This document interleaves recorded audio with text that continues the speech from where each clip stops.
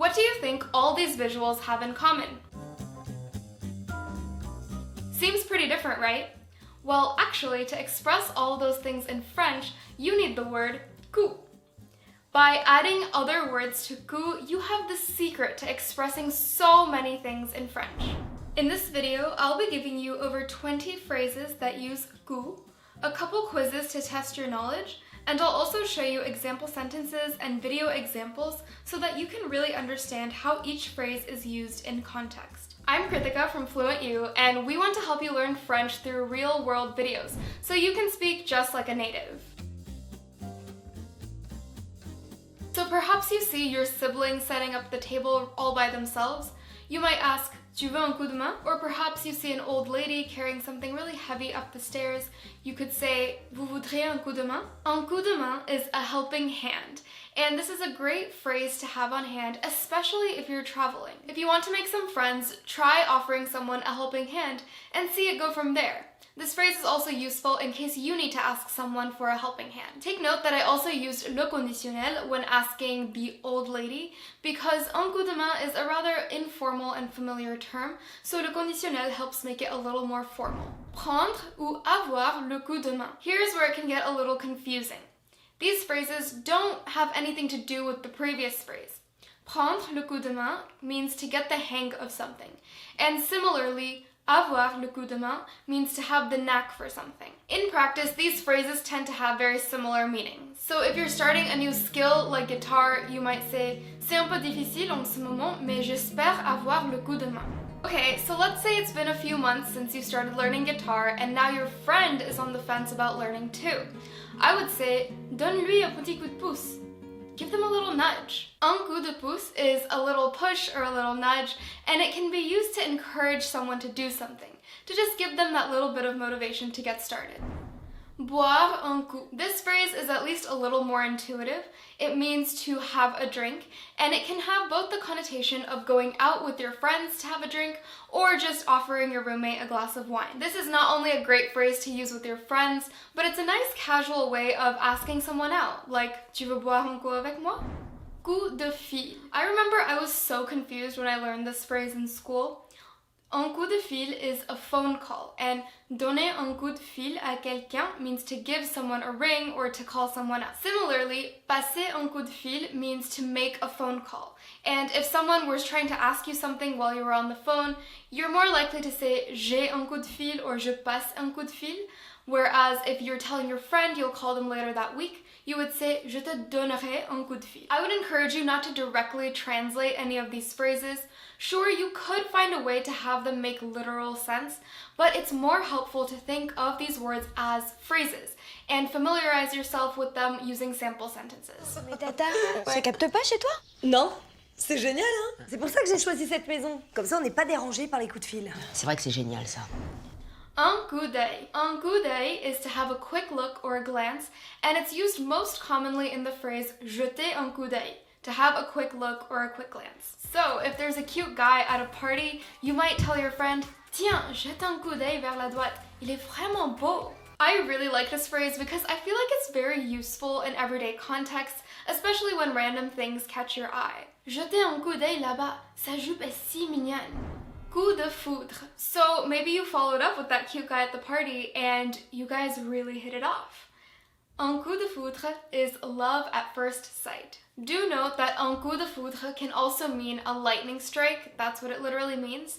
But I think the difference between those contexts is really obvious. J'ai rencontré Mathieu la semaine dernière et c'était un coup de foudre. Coup de cœur. On the topic of things that capture your heart, un coup de cœur is a versatile phrase that you can use to mean anything that captures your heart, your favorite things, or even an infatuation of sorts. So when you come back to tell your friend about that guy at the party, you would say, "J'ai vraiment un coup de cœur pour lui. Il est charmant, drôle et si gentil." But it can also be used for objects. In this next example clip, it's used to mean her favorite things. C'est vraiment des objets coup de cœur ou alors des cadeaux. Et c'est vraiment des objets coup de cœur ou alors des cadeaux. You can also use the phrase un achat coup de cœur to express an impulse buy, and psst, if you use Tinder and someone super likes you, in French that shows up as un coup de cœur. Let's take a pause for a quiz. What's wrong with this sentence? J'apprends à faire du ski et cette semaine je prendre le coup de main.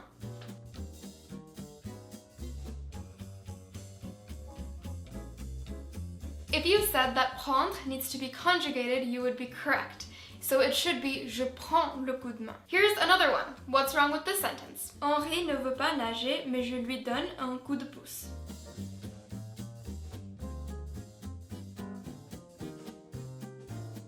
So this one's tricky. Coup de pouce is spelled with a C. I know it's tempting to spell it with two S's, like the verb pousser, to push, but coup de pouce is spelled with a C.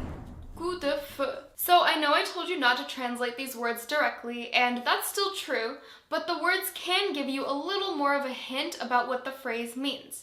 Un feu is a fire, so I'm guessing that this phrase means something a bit more violent. This phrase has two definitions.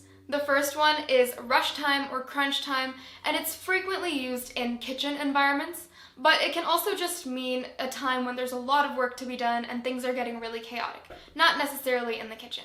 Un coup de feu in a kitchen is probably more representative of a service kitchen or a restaurant during the dinner rush. Here's an example. En cuisine, c'est le coup de feu. En cuisine, c'est le coup de feu. The second definition of un coup de feu is a gunshot, but hopefully you don't have to use this definition very often. Coup de sang. Coup de sang is a fit of rage or anger. It's kind of like saying my blood is boiling. J'ai un coup de sang parce que quelqu'un a volé mon porte-monnaie. Coup d'envoi. Un coup d'envoi is a kickoff, and it's used frequently in the context of sports. It can mean both a literal kickoff with the ball and also a figurative kickoff, like the start of an event. Nouvelle manifestation au Brésil à quelques jours du coup d'envoi de la Coupe du Monde de football. By the way, if you like this video so far, be sure to give it a thumbs up. Coup de maître. Un coup de maître means a masterstroke, or more naturally, a work of genius or a masterpiece. Since arts culture is so big in France, if you end up going to l'opéra or les musées, this phrase might come in handy. La pièce Les Misérables est un coup de maître. Here's an easy one. Can you guess what this one means? Coup de vent. Vent means wind, so coup de vent means a gust of wind. Pendant l'orage, il y avait de grands coups de vent. Coup dur. Un coup dur is a major blow, and it's a figure of speech, not like a major blow of wind. We can look at a couple sample sentences using FluentU. La crise sera un coup dur pour les commerçants. 2 ans plus tard, il y a eu un nouveau coup dur pour la famille. And of course, I know it can be really difficult to remember all of these different phrases despite all my sample sentences because they all use the word coup. So that's why I like using a tool like FluentU. When you look up the word coup on FluentU, you get an entire list of phrases that use the word, and you can click on each one and you get a picture, sample sentences, and even video examples where you see the word being used. You can also click on these grammar tips that give you a little bit more insight into what the phrase means or how it's used. Plus, if a word has multiple definitions like coup de feu, they come up separately so that you can focus your energy on studying the one that is more useful to you at the moment. There's a link to a free trial for FluentU in the description, and it's an essential tool if you want to speak French like a native. Coup de soleil. If it's a really hot day and you forget sunscreen, this might be what you end up with. Un coup de soleil is a sunburn. J'étais à la plage hier et j'ai attrapé un grand coup de soleil sur mon dos. Make sure you don't forget this phrase because it's especially important to know how to express that you're in pain or need some medicine in your foreign language. That's why the next 2 phrases are important as well. Avoir un coup de barre. Avoir un coup de barre means to suddenly feel tired, which might happen if you've been out in the sun all day. Après être revenu de la plage, j'ai eu un grand coup de barre et j'ai dormi pendant 3 heures. Another way to say this would be avoir un coup de pompe. Avoir un coup de mou. Similarly, if you're not necessarily feeling tired, but your body feels limp and lethargic, you would use this phrase because avoir un coup de mou means to feel weak. Pendant le match de foot, je devais m'asseoir parce que j'ai eu un coup de mou. Let's do a bit of a speed round for this next quiz. I'll show you some visuals and you have to tell me which coup phrase goes along with it. Make sure to think fast because I'll only show them for a couple seconds.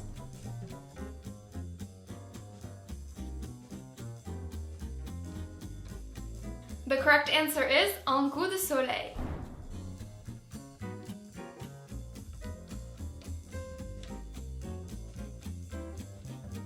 Since we have drinks, this one is boire un coup.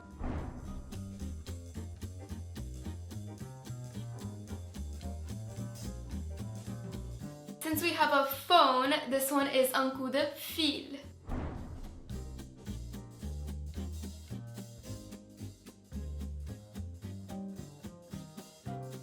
This one could go two ways. You could say avoir un coup de barre, to suddenly feel tired, or avoir un coup de mou, to feel weak or lethargic.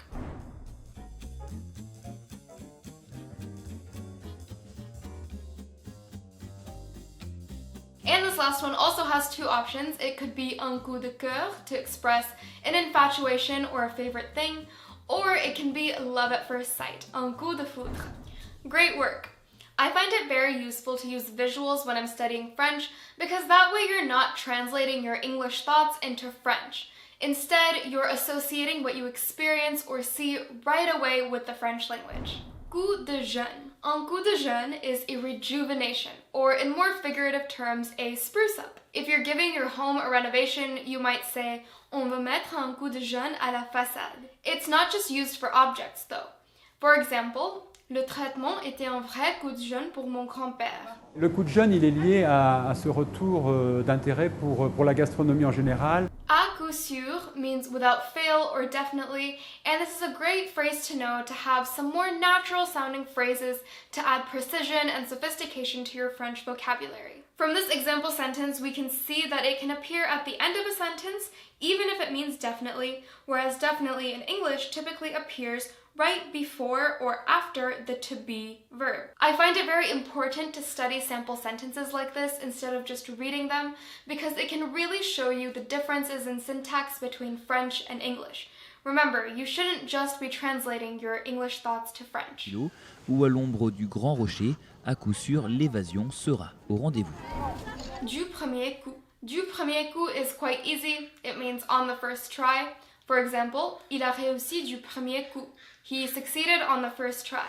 Donc on aurait aimé que ça soit un petit peu moins violent du premier coup. Du même coup. Du même coup is also quite intuitive. It means at the same time. Let's look at a couple sample sentences for this one. The first sample sentence shows us that du même coup can be used as a transition word. Du même coup, nous apprenons les uns des autres. And the second sentence shows us that it can also just be used at the end of a sentence to finish a thought. Éviter de soulever et de tourner du même coup. If you liked this video, then you should definitely check out our previous video on avoir expressions because that's another word that's going to be integral to expanding your French vocabulary. I've also included a free PDF below of all of these phrases so that you can refer to them anytime.